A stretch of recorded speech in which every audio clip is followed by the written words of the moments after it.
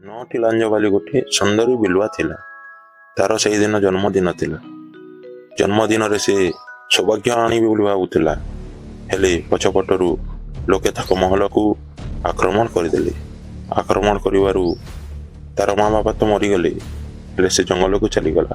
ଯେତେବେଳେ ସେ ଜଙ୍ଗଲରୁ ଥକିକି ଶୋଇ ଉଠିଲା, ସେତେବେଳେ ତା ସ୍ୱପ୍ନରେ କହୁଛନ୍ତି ତା ମା ଆଉ ତା ବାପା, ଯା ତୁ ପ୍ରତିଶୋଧ ନେ ରେ ମା।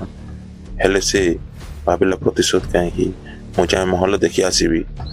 ମହଲକୁ ଯେତେବେଳେ ଦେଖିଗଲା, ସେଠାରେ ସବୁ ଲୋକେ ମିଶି ମୌଜ ମସ୍ତି କରୁଛନ୍ତି, ପାର୍ଟି କରୁଛନ୍ତି, ହେ ଆମେ ଜିତିଗଲେ। ଏହି ସମୟରେ ତାଙ୍କ ଖୁସି ସମୟରେ ଗୋଟେ ବିଲୁଆ ଆସି ଲୋକଙ୍କର ଘର ପୋଡ଼ି ଦେଉଛି, ଲୋକଙ୍କର କ୍ଷତି କରୁଛି।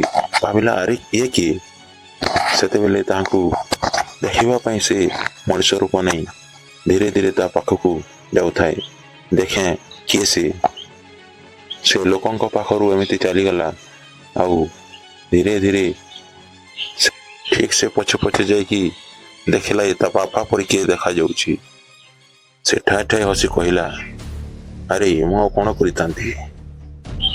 ମୁଁ ଯେତେବେଳେ ରାଜା ହେବାର ଥିଲା, ତୋ ବାପା ରାଜା ହେଇଗଲା, ଆଉ ତାହାକୁ ସମସ୍ତେ ରାଜା ମାନିଲେ। ମୋତେ ତ କେହି ପଚାରିଲେନି। ସେହି ସମୟରେ ମୁଁ ଜଙ୍ଗଲକୁ ଚାଲିଗଲି, କିନ୍ତୁ ମୋ ମନରେ ପ୍ରତିଶୋଧ ଥିଲା।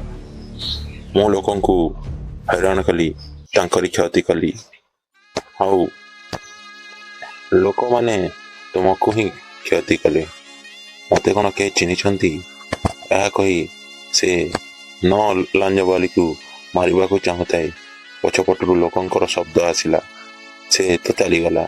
ଆରେ ମୁଁ କାହିଁକି ପରିଶ୍ରମ କରିବି, ତୋତେ ଲୋକ ମାରିବି। ଲୋକମାନେ ସେତିକି ବେଳେ ପହଞ୍ଚି ତାଙ୍କ ଲାଞ୍ଜ କାଟି ବାନ୍ଧିକି ପୋଡ଼ିବା ପାଇଁ ଚେଷ୍ଟା କରୁଥାନ୍ତି। ସେହି ସମୟରେ ଆରେ ମୋତେ ତୁମେ ପୋଡ଼ନି, ଦୋଷ କରିବା ଲୋକ ଅଲଗା।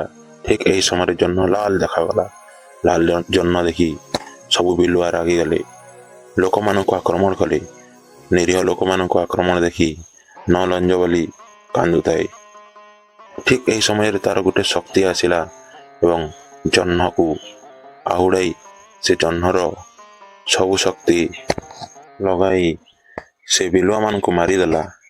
ଏହି ସବୁ ଦେଖି ଲୋକମାନେ ତାହାଙ୍କୁ ପ୍ରଶଂସା କଲେ ଏବଂ ସବେ ଏକାଠି ମିଶି ଗୋଟିଏଠାରେ ରହିବାକୁ ଲାଗିଲେ।